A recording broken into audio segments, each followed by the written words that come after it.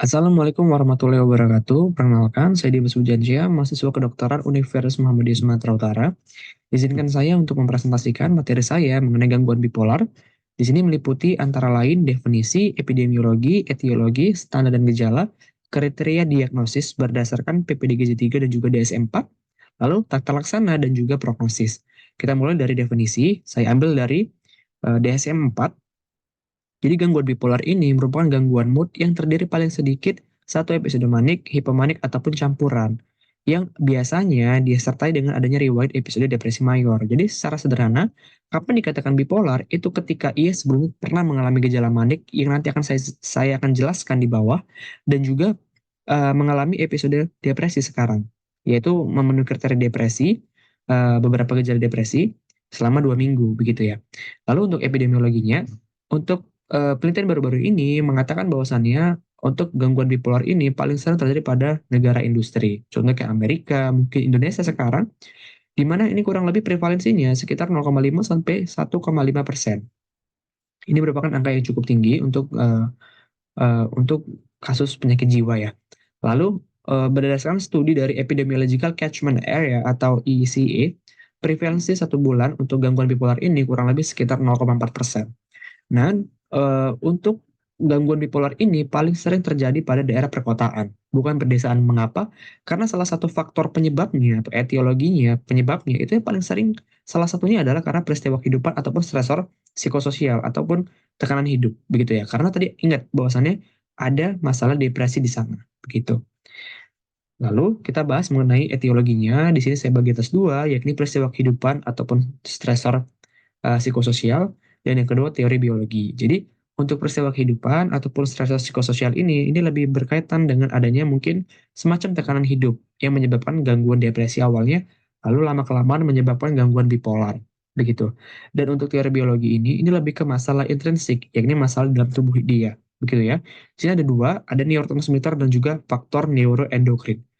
Untuk neurotransmitter ini, di sini yang paling terlibat adalah hipotesis norepinefrin ataupun neurotransmitter terlibat di sini yang utamanya adalah norepinefrin, di mana kita mungkin tahu sama-sama bahwasanya norepinefrin ini berkaitan erat dengan semangat ataupun ataupun pengaturan untuk simpatis gitu ya. Ketika norepinefrin ini banyak disekresi, ini akan meningkatkan heart rate, menyebabkan palpitasi, sesak nafas dan sebagainya. Nah, ini berkaitan erat di sini. Mengapa? Karena ketika norepinefrin ini disintesis terlalu banyak, ini akan menyebabkan gejala mania. Gejala berupa semangat yang membara, banyak yang dikerjakan dia, dan lain sebagainya. Dan sebaliknya, ketika norepinefrin ini sedikit disekresi, ini akan menyebabkan gejala depresi. Begitu ya. Seperti misalnya mood yang depresif, mudah lelah, dan juga hilangnya minat, begitu. Lalu untuk faktor neuroendokrin ini atau faktor hormonal ini lebih kepada tidak normalnya aksis pada HPA atau HPA aksesnya tidak normal, begitu. Lalu kita bahas mengenai tanda dan gejala. Di sini untuk tanda dan gejalanya, cara menghafalnya ini dengan singkatan. Terima kasih Dokter Nanda. DICFAS cara menghafalnya ya. Jadi untuk D-nya ini adalah distractibility. Jadi si orang yang mengalami gangguan bipolar ini dia mudah terdistraksi, mudah teralihkan fokusnya, begitu ya. Yang kedua, insomnia, di mana kebutuhan tidur dia itu kurang gitu, semakin sedikit gitu. Jadi intinya dia sulit untuk tidur, begitu. Yang ketiga, grandiosity. Jadi ia merasa dirinya itu hebat, besar gitu ya. Yang keempat ada F, yaitu flight of idea, di mana flight of idea ini dia memiliki banyak ide begitu ya.